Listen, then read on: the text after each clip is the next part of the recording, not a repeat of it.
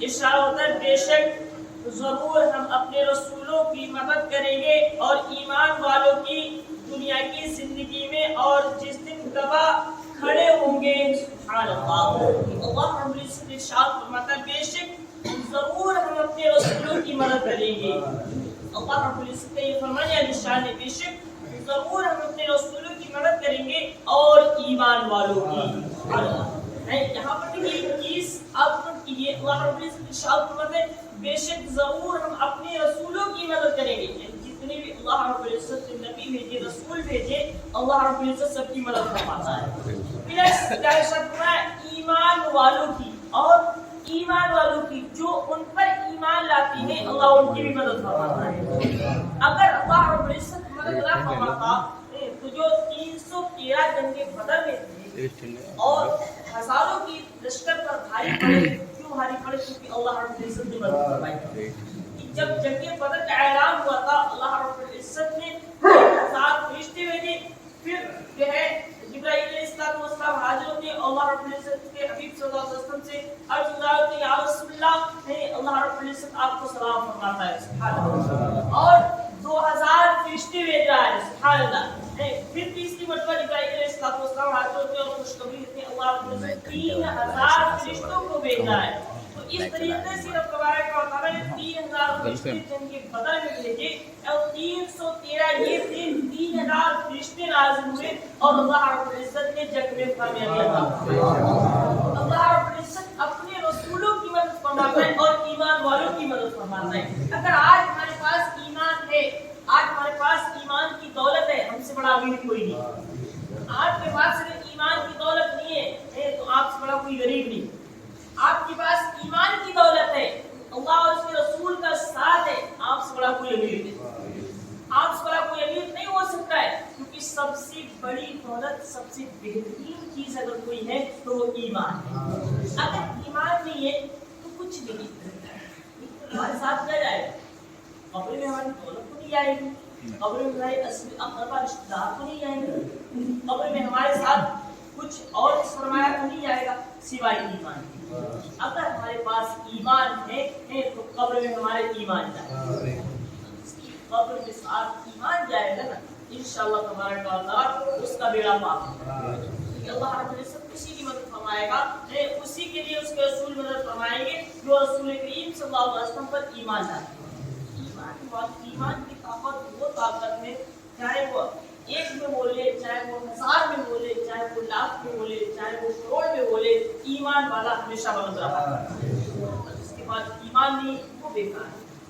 سب سے بہتر چیز ہمارے لیے ایمان ہے ان کو جو ہے ایمان جس کے پاس ہوتا ہے وہی بہتر حصہ ہوتا ہے. ان کو غلبہ عطا فرماتا ہے اور حجت کو یہ دے کر اور ان کی دشمنوں سے انتقام لے کر یعنی جس جو ایمان والے ہوتے ہیں ان کے دشمنوں کو بھی اللہ رب العزت نیچا دکھاتا ہے. اللہ رب العزت ان کے ایمان والے جس کے پاس ایمان نہیں ہے اسے جو ہے اللہ رب العزت کچھ نہیں کرتا ہے. لیکن جس کے پاس ایمان ہے ان کا جو کوئی دشمن بنتا ہے نا اللہ رب العزت جو ہے اس سے جو ہے جنگ ٹھان دیتا ہے. اللہ رب العزت جو ہے اپنے رسول کے کریم صلی اللہ علیہ وسلم کی اگر ہم بات کریں تو رسول کریم صلی اللہ علیہ وسلم کی اللہ رب العزت ہر آن پر مدد فرماتا ہے اور جو ایمان والے تھے ان کی مدد فرماتا ہے. آپ موسیٰ علیہ السلام کے سب سے زیادہ قرآن مقدس میں اگر کسی کا ذکر آیا تو موسیٰ علیہ السلام کا آیا. ہر موڑ پر فرعونیوں نے ستایا. ابراہیم علیہ السلام کی بات کریں ہر موڑ پر نمرود نے ستایا نمرود نے ستایا. عیسیٰ علیہ السلام کی بات کریں آپ کی قوم نے آپ کو قتل کرنے کی سازش کی. یحییٰ علیہ السلام کی بات کریں تو آپ کو جو ہے قتل کر دیا گیا. تو اس طریقے سے بہت سے ایسے واقعات ہوئے لیکن اللہ رب العزت نے ایمان والوں کی ہمیشہ مدد فرمائی ہے. عیسیٰ علیہ السلام کی مدد فرمائی. موسیٰ علیہ السلام کی مدد فرمائی. زکریا علیہ السلام کی مدد فرمائی. خود میرے آقا محمد مصطفیٰ صلی اللہ علیہ وسلم کی بات کریں تو اللہ رب العزت نے ہر موڑ پر مدد فرمائی. اور یہاں تک کہ جب میرے نبی صلی اللہ علیہ وسلم نے دعا کی تو اللہ رب العزت نے تمام لوگوں کو ایمان دیا. بہت سے لوگوں کی ایمان عطا فرمائے. آج میرے رسول کریم صلی اللہ علیہ وسلم کا یہ صدقہ ہے کہ ہمیں اور آپ کو ایمان ملا ہے. تو اللہ رب العزت یہ فرماتا ہے بے شک ضرور ہم اپنے رسولوں کی مدد کریں گے اور ایمان والوں کی دنیا کی زندگی میں اور جس دن گواہ کھڑے ہوں گے. دنیا کی زندگی میں بھی مدد ہوگی اور آخرت میں بھی اللہ رب العزت انہی کی مدد فرمائے گا جو ایمان والے ہوں گے. جس کے اندر ایمان نہیں ہے وہ جہنم والے ہوں گے اور جن کے اندر ایمان ہوگا انشاءاللہ وہی جنت کے حقدار ہوں گے. آگے ارشاد کیا ہوتا ہے؟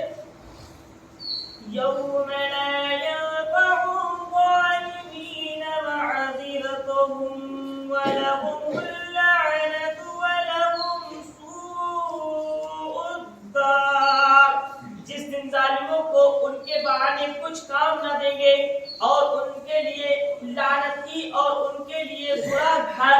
اللہ رب العزت ارشاد فرماتا ہے جس دن ظالموں کو ان کے بہانے کچھ کام نہ دیں گے، یعنی ان کے بہانے اگر وہ کریں گے نا تو کوئی کام نہیں دیں گے، یعنی اور کافروں کا کوئی عذر قبول نہ کیا جائے گا. اللہ آج جتنی بھلائی کر رہے ہیں نا وہ بھی وہاں پر قبول نہ کی جائے گی، کیونکہ جو بھلائی وہ کر رہے ہیں اس کا بدلہ ان کو دنیا میں دے دیا جائے گا. اور کافروں کا کوئی عذر قبول نہیں ہوگا، کوئی بہانہ بھی اگر میدان محشر کرے تو وہاں پر ان کا وہ بہانہ بھی قبول نہیں کیا جائے گا. سنی کس کی جائے گی؟ صرف ایمان والوں کی. اور وہ بھی کیوں سنی جائے گی ایمان والوں کی؟ کیونکہ اللہ رب العزت کے محبوب صلی اللہ علیہ وسلم پر ایمان لائے اور یہ ان کے قدموں کی برکتیں ہیں جو ایمان والوں کو مرتبے ملیں گے. ایمان والوں کا رتبہ بلند کر دیا جائے گا اور ان کے لیے لعنت ہے اور ان کے لیے برا گھر. لعنت سے مطلب یہی اللہ رب العزت پر لعنت فرمائے گا اور برا گھر جہنم ہے. برا گھر سے مطلب جہنم ہے. جہنم ایک ایسا گھر ہے آگ کا جس میں اندھیری ہی اندھیری ہے، آگ جل رہی ہے لیکن آگ بھی کالی ہے. اس آگ میں روشنی نہیں ہے. یہ آگ جلتی ہے تو روشنی کرتی ہے، وہ آگ جلتی ہے اندھیرا کرتی ہے، اندھیرا ہی اندھیرا ہے.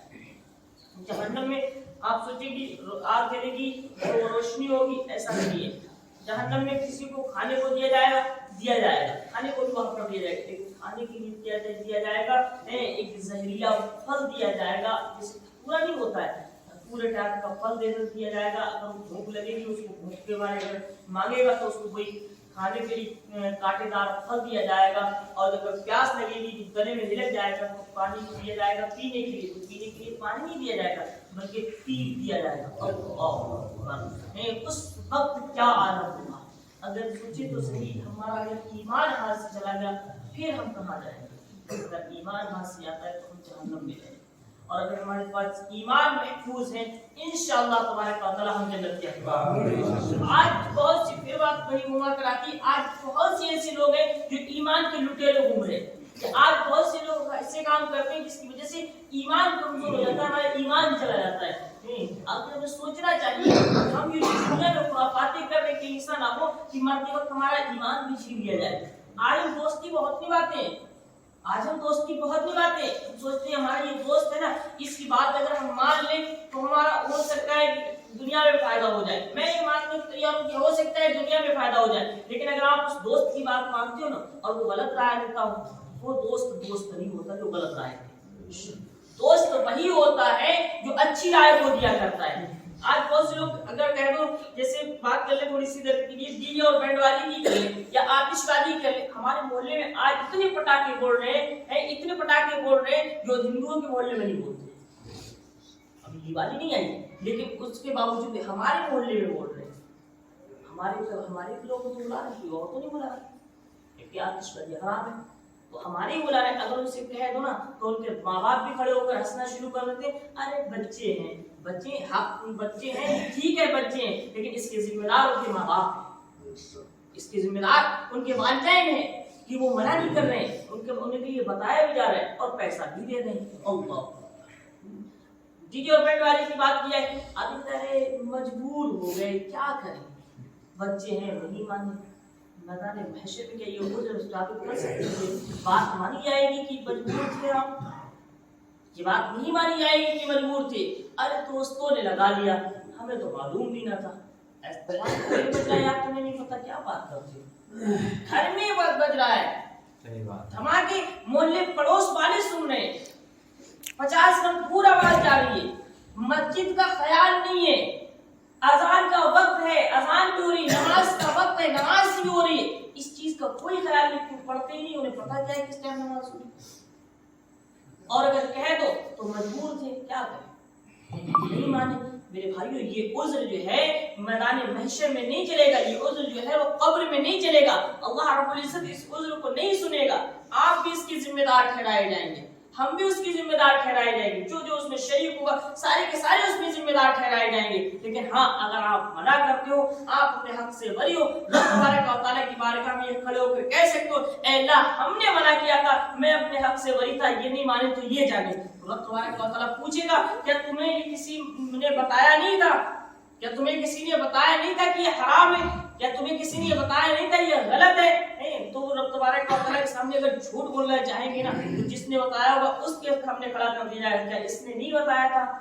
اللہ رب العزت میدان محشر میں فیصلہ فرمانے والا ہے۔ اور میرے بھائیو ایک بات کو دھیان رکھنا، اگر آپ آج شریعت مطہرہ کے پابند بن کر زندگی کو گزارتے ہو، انشاءاللہ تبارک و تعالیٰ اللہ تبارک و تعالیٰ نے جو بھی وعدہ فرمایا اللہ پکا کر دکھائے گا، سچا کر دکھائے گا۔ اللہ رب العزت نے وعدہ فرمایا کہ میں جہنم کو بھر دوں گا، تو اللہ رب العزت جہنم کو بھی بھرے گا، اور اگر اس نے جب وعدہ فرمایا کہ میں ایمان والوں کو جنت عطا فرماؤں گا تو انشاءاللہ تبارک و تعالیٰ رب تبارک و تعالیٰ کا فرمان سچا ہے۔ قول محمد قول خدا فرمان نہ بدلا جائے گا، ہے قول محمد قول خدا فرمان نہ بدلا جائے گا، بدلے گا زمانہ لاکھ مگر قرآن نہ بدلا جائے گا۔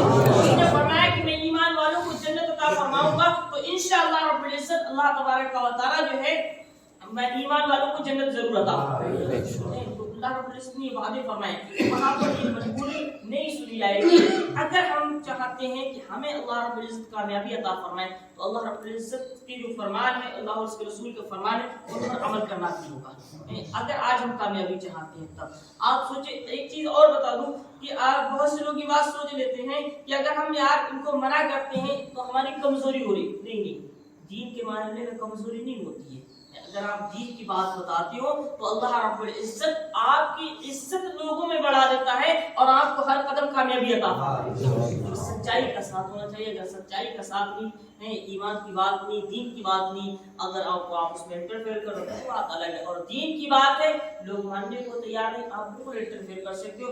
آپ یہ نہ سوچیں کہ اللہ رب العزت ہمیں نیچے دکھا رہا ہے، نہیں، اللہ رب العزت وقتی طور پہ وہ لوگ چاہے کہ نہ مانے آپ کی بات، لیکن اللہ رب العزت جو ہے آپ کی عزت ہمیشہ ہمیشہ بلندی عطا فرمائے۔ اللہ رب العزت سے دعا کریں اللہ تبارک و تعالیٰ ہم سب کو پڑھنے اور سننے پر عمل کرنے کی توفیق عطا فرمائے، حبیب صلی اللہ علیہ وسلم کے عشق میں زندگی گزر اور بسر کرنے کی توفیق عطا فرمائے۔